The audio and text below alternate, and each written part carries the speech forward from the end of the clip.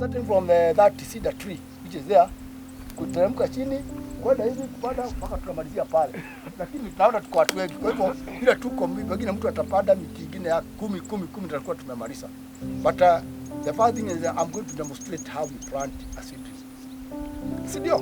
So that niko hapo nitafutia mti mmoja jero ile mti mmoja hata kama ni nitafutia mti mmoja tupande tuonyeshe vile tunapanda.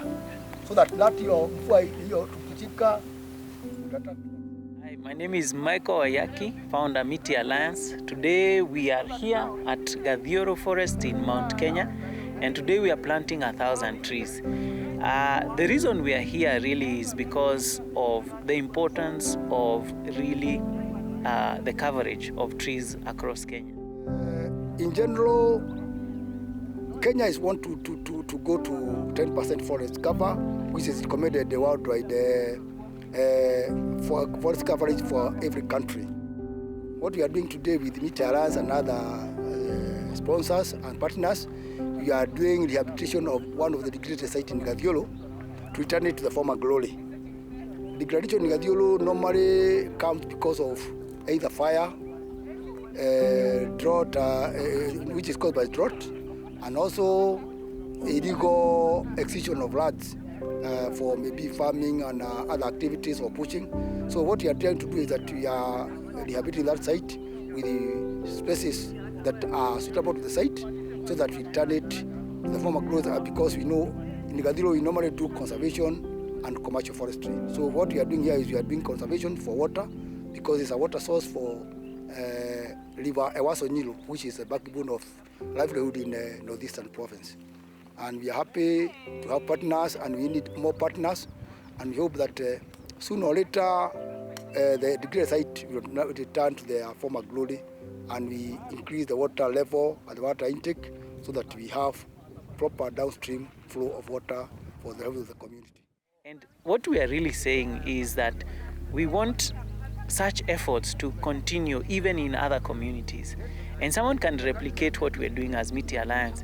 But more so, it's not only just about the planting, but it is about the growing. You know, walking through that journey of growing these 1,000 trees.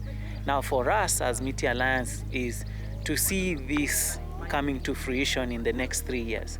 So we have picked this 1 hectare that we have been allocated by KFS, Kenya Forest Service, and our plan for us is to see how we can grow from this 1 hectare to 20 hectares to 100 hectares.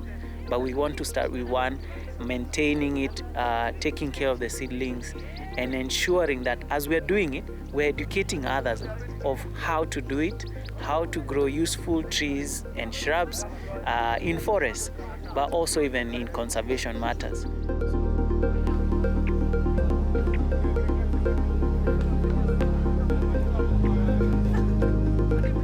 Hi, my name is Koi. So I'm from the Journey ICC, and the reason we're here today is because we've been running a mentorship program for some young men that finished Form 4 the other day, and we just thought this would be fun. It would be a nice way to give back to the community, and we had a good time doing this. So asante.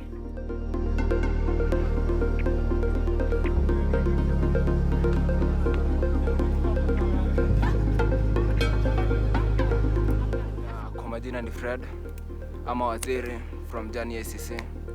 Tulikuwa tumekuja huku Nyeri kupanda miti hizi shimo. Yeah. Tumaliza project fiti. Asante.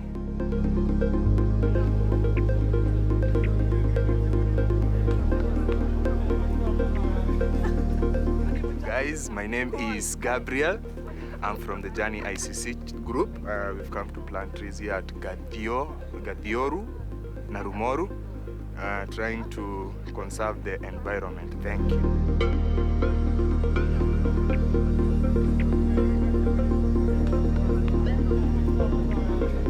Hello guys, my name is James Kamau, the chairman, the Millenial Environmentalist. Today we are here at Gathiuru, NaruMoru, where we are planting indigenous trees, 1,000 of them, to help in carbon sequestration and fixation in efforts to tackle the climate change in Kenya.